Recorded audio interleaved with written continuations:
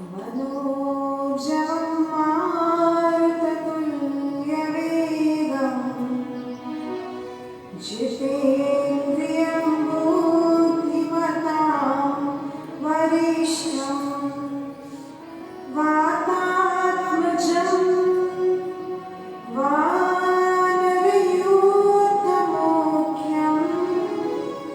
श्रीरामदूतं शरणं प्रपद्ये। श्रीरामदूतं शरणं प्रपद्ये।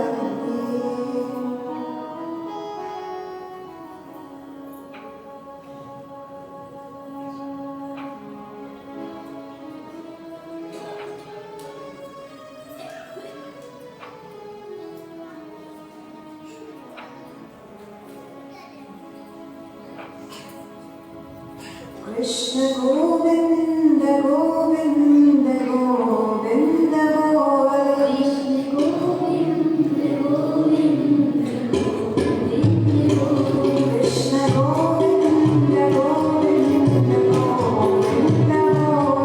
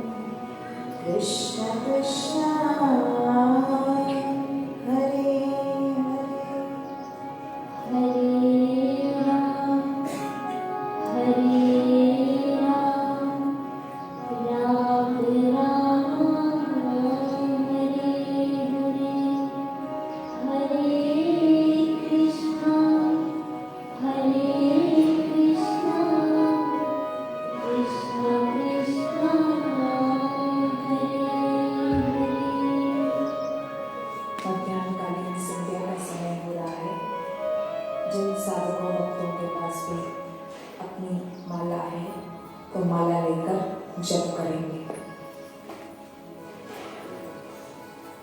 जिनके पास माला नहीं है तो वो श्वासोश्वास की गिनती करें, थोड़ी देर कमर सीधी, गर्दन सीधी रखकर जप करें। सेवादारी धूप की सेवा करते रहें, चालू रखें। बहनों में कोई बहन करेंगे, भाइयों में भाई।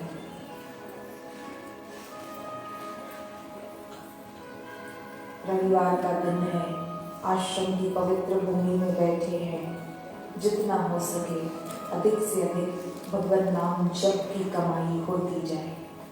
माघ मास है, माघ मास में हर जल गंगा जल होता है और हर दिन पर्व का दिन होता है। माघ मास में सुबह सूर्योदय से पहले सोकर उठें और स्नान करें। उसकी बड़ी भारी महिमा शास्त्रों में गाई गई है। माघ स्नान की महिमा, सूर्योदय से पहले उठकर स्नान करें।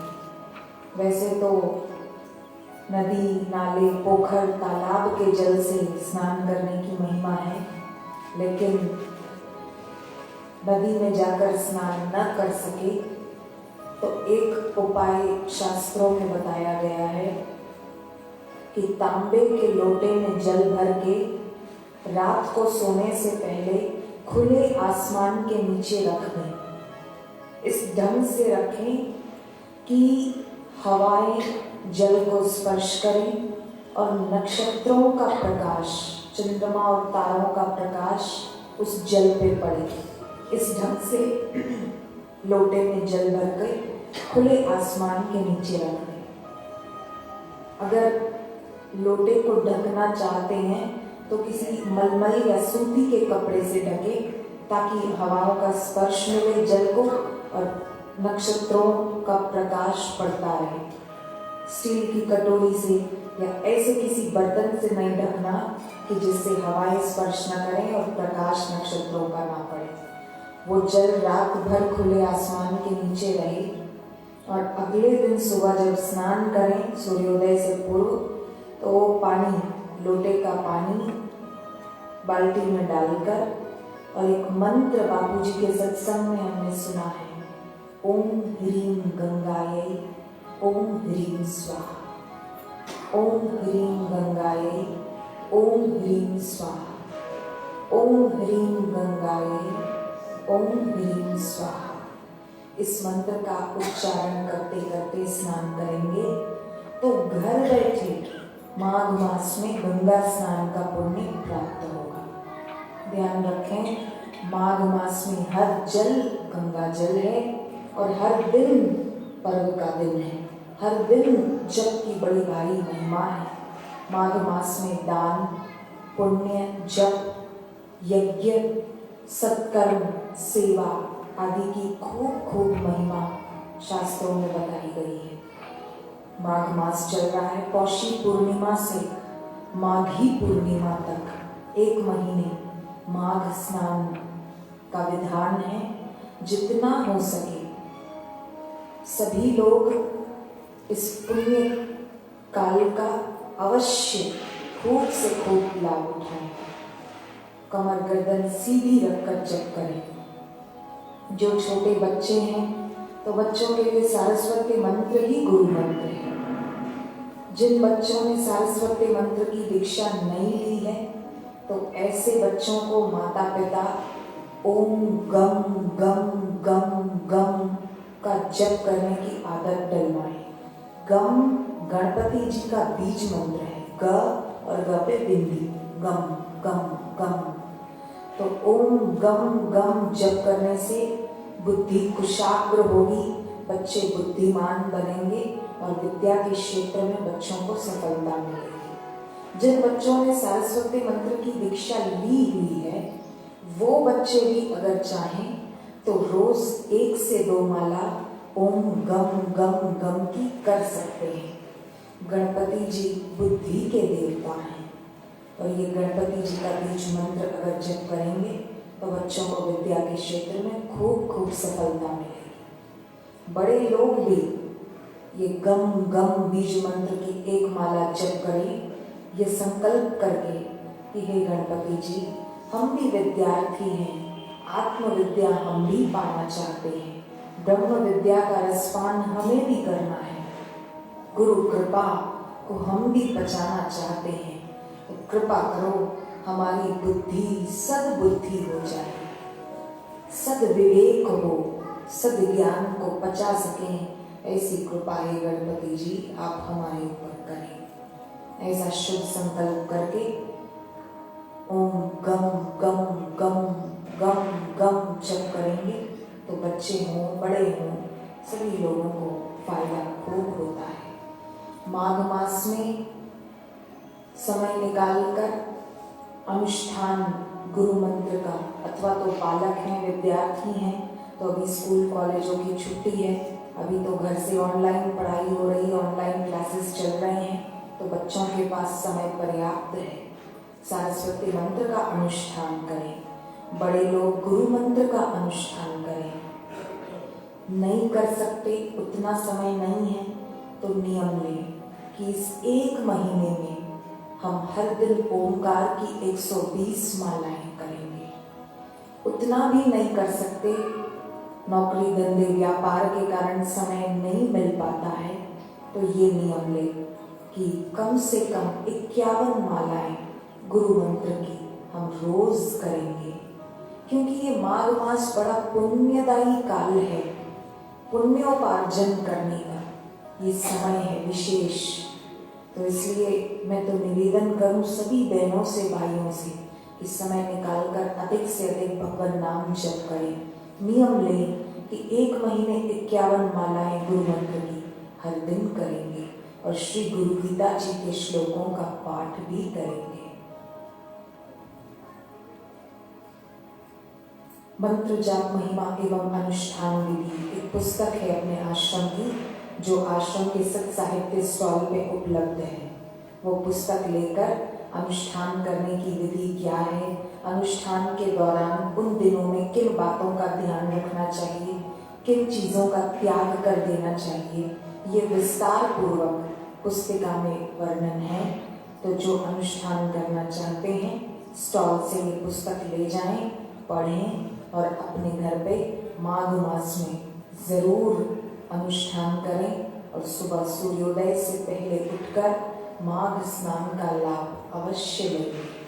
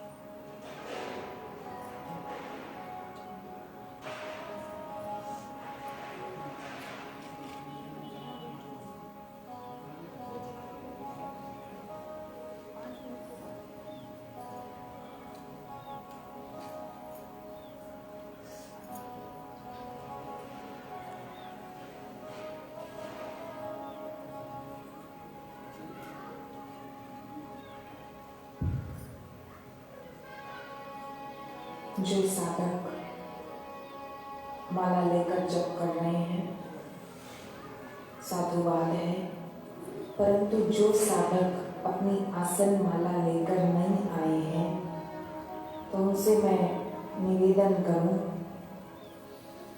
जब भी आश्रम आए तो अपने जप की माला अपने साथ जरूर रखें, क्योंकि आश्रम गुरु का द्वार, ये वो जगह है जहाँ माया के चक्कर से मुक्ति मिलती है, आध्यात्मिक उन्नति होती है। इसलिए कभी भी थोड़ी देर के लिए भी आश्रम आए ना तो अपनी आसन और माला को साथ लेकर जरूर आए। ऐसा नहीं सोचना कि आज तो सत्संग में जाना है या आज तो थोड़ी देर के लिए बस मत्था टेकने के लिए आश्रम जाना है तो जब घर पे आके कर लेंगे। आप घर पे जब करो, मनाही नहीं है, लेकिन जब भी आश्रम आओ तो थोड़ा, कितनी भी व्यस्तता हो, कितनी भी समय की कमी क्यों ना हो, पर थोड़ा समय निकालकर आश्रम की भूमि पर बैठकर कम से कम 2 माला, 5 मालाएं, 10 मालाएं, जितना समय हो तो उतनी माला जरूर करनी चाहिए। घर पे जब करें वो अच्छी बात है, परंतु आश्रम का वातावरण अलग होता है। यहाँ गुरुदेव के चरण पड़े हैं, ये भूमि कोई साधारण भूमि नहीं है, ये तीर्थ क्षेत्र है। लोग हजारों रुपए खर्च करके कुंभ स्नान करने के लिए जाते हैं, किस लिए? कि हमारे पाप कटे, पुण्योदय हो जाए, भाग्योदय हो जाए। इस उद्देश्य से हजारों रुपए खर्च करके और ठंडी में ठंड सहन करके भी लोग कुंभ स्नान करते हैं। लेकिन आश्रम में आकर जब करें तो बिल्कुल पक्की बात है, पैसे खर्च नहीं होंगे और शारीरिक पीड़ा भी कोई सहन नहीं करनी पड़ेगी। लेकिन गुरु के द्वार पे बैठकर यदि श्रद्धा भक्ति भाव पूर्वक साधक गुरु मंत्र का जप करे तो साधक को कुंभ स्नान करने वाले से भी अधिक पुण्य लाभ होता है, अधिक फल की प्राप्ति होती है। ये बात बिल्कुल पक्की है। संत एकनाथ जी महाराज ने कहा कि गुरु का द्वार शिष्य के लिए सब धर्मों का सार है, सदगुरु का द्वार। भले कुंभ स्नान करने के लिए न जा सकें किसी कारणवश, कोई बात नहीं, लेकिन अगर किसी गुरु बहन का, गुरु भाई का ये नियम है कि हर रविवार को, हर एकादशी पे, हर पूर्णिमा पे मुझे आश्रम जाना है और व्यास गादी के सामने मुझे मत्था टेक कर मोक्ष कुटीर की, गुरुदेव की कुटिया की परिक्रमा करनी है, बड़दादा के फेरे फिरने हैं, वट वृक्ष को फेरे फिरने हैं, ऐसा नियम जिन बहनों का है, जिन भाइयों का है, वो भले कुंभ स्नान करने के लिए न जा सकें, पर कुंभ स्नान करने वाले से ज्यादा वो बहन पुण्यात्मा है, भाग्यशाली है, वो भाई ज्यादा भाग्यशाली है, भाग्यवान है। क्यों? कि जगे हुए महापुरुष में, सच्चे संत में, ब्रह्मज्ञानी सदगुरु के चरणों में प्रीति है। बापूजी सत्संग में कहते हैं 2 प्रकार के तीर्थ होते हैं, एक स्थावर, एक जंगम तीर्थ। स्थावर तीर्थ जो अपनी जगह पे रहते हैं, एक जगह से दूसरी जगह हिल नहीं सकते, जैसे हरिद्वार, काशी, मथुरा, वृंदावन, ये स्थावर तीर्थ है। और दूसरा शास्त्रों में वर्णन आता है जंगम तीर्थ, चलते फिरते तीर्थ, ब्रह्मज्ञानी संत जो होते हैं, जिनके अंदर परमात्मा तत्व प्रकट हुआ है, वो जंगम तीर्थ, वो संत महापुरुष जहाँ चरण रख देते हैं वो भूमि भी तीर्थ बन जाती है। तो पूज्य गुरुदेव के चरण इस आश्रम में कई बार पड़े हैं, तो निस्संदेह इस भूमि में तीर्थत्व है। तो सभी साधक नियम लें कि आश्रम जाएंगे रविवार को, पूर्णिमा के दिन, आपको जो दिन अनुकूल पड़े, गुरुवार के दिन आश्रम जाएंगे, थोड़ी देर वहाँ शांत बैठेंगे। शांत बैठने का अभ्यास करना चाहिए, क्योंकि संसार की माया में शांति नहीं है, वहाँ तो केवल आपाधापी है। शांति तो गुरु चरणों में है। शांति तो गुरु के ज्ञान में है। इसलिए आश्रम आए तो थोड़ी देर शांत बैठ के भगवान के नाम का जप करें, शांत बैठकर गुरुदेव का ध्यान करें, बापूजी की कुटिया को परिक्रमा करें, फेरे फिरें और फेरे फिरते हुए संकल्प करें कि बापूजी दुनियावी चीज वस्तुएं खूब है, वो नहीं चाहिए हमको, तो केवल इतना चाहिए कि हमारे हृदय में आपकी भक्ति नित्य निरंतर बढ़ती रहे, हमारा समर्पण बापूजी आपके श्री चरणों में वो दिन प्रतिदिन बढ़ता जाए। बस इतना हम चाहते हैं। विवेक दो गुरुदेव, वैराग्य दो, सद्बुद्धि दो। जैसा समर्पण आपका आपके गुरुदेव के श्री चरणों में था, ऐसा समर्पण हमारा आपके चरणों में हो बापूजी, ऐसी हम प्रार्थना करते हैं। दुनिया की चीज वस्तुएं मिल भी जाएं तो भी क्या एक दिन छूटेंगी, पर गुरु की कृपा मिल गई तो गुरु कृपा तो इहलोक सुखी परलोक सुखी करेगी। और गुरु जी कृपा बरसाने में कोई कमी नहीं करते हैं, ये बात भी पक्की है। बापूजी कृपा बरसाने में अपनी तरफ से कभी कोई कमी नहीं रखते। हम साधकों के अंदर पात्रता होनी चाहिए। तो शरीर से भले कितनी भी दूरी हो, लगे कि बापूजी जोधपुर जेल मंदिर में बैठे हैं और हम साधक अपने अपने घरों में हैं। शरीर से दूरी हो सकती है, पर यदि पात्रता है हमारे अंदर, शिष्य के भक्त के हृदय में प्रेम है गुरु के लिए, समर्पण है, तो फिर दिल से दूरी नहीं होती। जब भी आश्रम आए, एकाग्र चित्त होकर शांत बैठकर थोड़ी देर जरूर आसन माला लेकर आए और गुरु मंत्र का जप करें। बापूजी की कुटिया को फेरे फेरे, व्यास गादी के पास मत्था टेकें, वट वृक्ष को परिक्रमा करें। एकनाथ जी महाराज के वचन है, गुरु का द्वार शिष्य के लिए सब धर्मों का सार है। हम सब जिनकी माला बाकी है वो अपनी माला पूरी करेंगे और हम सब अपने स्थान पे बैठे बैठे पूज्य बापूजी की अमृतवाणी का लाभ लेंगे। थोड़ी देर अपने स्थान पे बैठे बैठे जिनकी माला अधूरी है, बाकी है, वो अपनी माला पूरी कर लें। हम सब मिलकर बापूजी के अमृत वचनों का लाभ लेंगे।